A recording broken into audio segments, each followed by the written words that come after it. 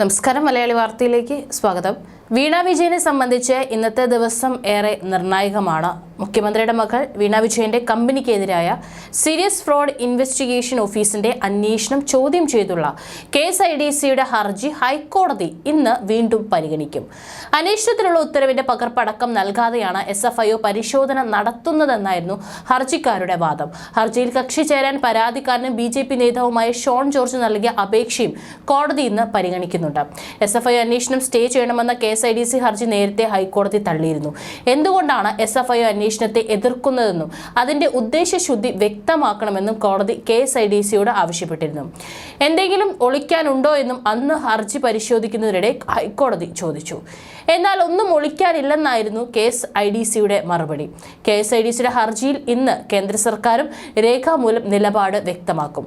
SFIO അന്വേഷണം തള്ളിക്കൊണ്ടുള്ള കർണാടക ഹൈക്കോടതി ഉത്തരവിന്റെ വിശദാംശങ്ങൾ പുറത്തു വരുമ്പോൾ മുഖ്യമന്ത്രി പിണറായി വിജയന് നേരെ നിരവധി ചോദ്യങ്ങളാണ് ഉയരുന്നത്.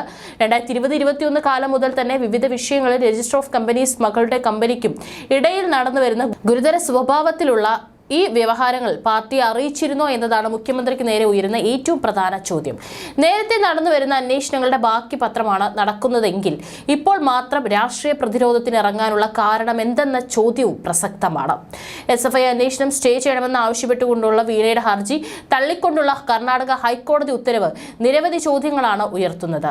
കമ്പനി നിയമങ്ങളുടെ ലംഘനവുമായി ബന്ധപ്പെട്ട് 2020-21 കാലം മുതൽ എക്സാലോജിക് കമ്പനിയും രജിസ്റ്റർ ഓഫ് കമ്പനീസും ഇടയിൽ വ്യവഹാരങ്ങൾ നടന്നു ഉത്തരവിൽ പരാമർശമുണ്ട്.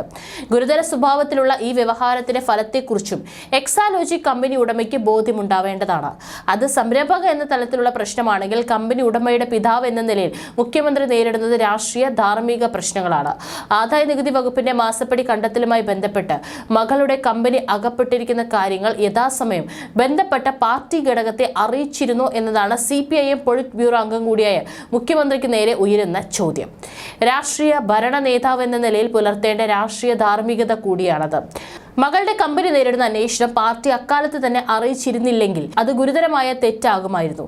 ഇനി അറിയിച്ചില്ലെങ്കിൽ തന്നെ എന്ത് ചെയ്തു എന്ന ചോദ്യവും പ്രസക്തമാണ്. നേരത്തെ നടക്കുന്ന അന്വേഷണങ്ങളുടെയും വ്യവഹാരങ്ങളുടെയും തുടർച്ചയാണ് ഇപ്പോഴത്തെ അന്വേഷണമെങ്കിൽ മാസപ്പടി വിവാദത്തിന് രാഷ്ട്രീയ പ്രതിരോധം തീർക്കാൻ ചാടി പുറപ്പെട്ടത് എന്തുകൊണ്ടാണെന്ന ചോദ്യം പാർട്ടി നേതൃത്വത്തിന് എതിരാവും. പാർട്ടി നേതൃത്വത്തിലുള്ളവരെ പോലും അതിശയിപ്പിക്കുന്ന പിന്തുണയായിരുന്നു CPIM വീണ വിജയന് നൽകിയത്. വിവാദ വ്യവസായമായി മുഖ്യമന്ത്രിയുടെ മകൾ ഉണ്ടാക്കിയ ബിസിനസ് ബന്ധത്തിൽ ധാർമ്മികത വിശദീകരിക്കാൻ നേതൃത്വത്തിന് കഴിഞ്ഞിട്ടില്ലെന്ന വിമർശനവും പാർട്ടിക്കകത്ത് തന്നെ പല തലങ്ങളിലും ഉയരുന്നുണ്ട്.